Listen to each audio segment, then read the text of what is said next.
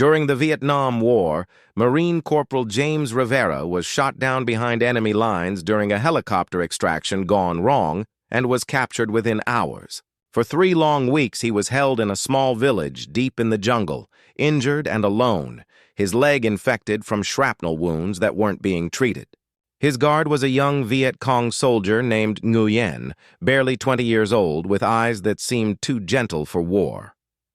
Instead of the hatred James expected, something unexpected happened between them.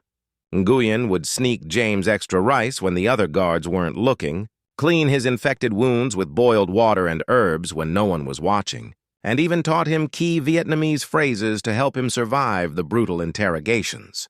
They couldn't speak each other's languages well, but they communicated through gestures, through shared cigarettes, through the universal language of 2 young men who didn't want to be enemies.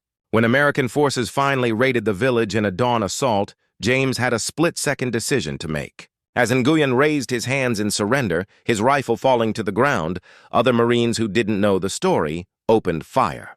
Without thinking, James threw himself in front of Nguyen, taking a bullet in his shoulder but saving the young soldier's life. The medics thought he was crazy, shot protecting an enemy combatant.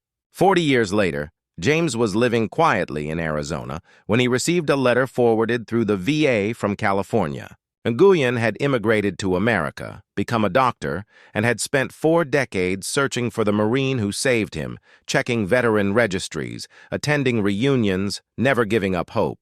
They met at a small café in San Diego on a sunny Tuesday afternoon. 2 old men with gray hair and weathered faces who had once been enemies on opposite sides of a jungle firefight. They embraced like the brothers they'd always been meant to be, crying openly in front of confused waitresses who didn't understand why these 2 strangers were holding each other like they'd found something they thought was lost forever. War had tried to make them kill each other, had put guns in their hands and told them the other was the enemy, but humanity won instead.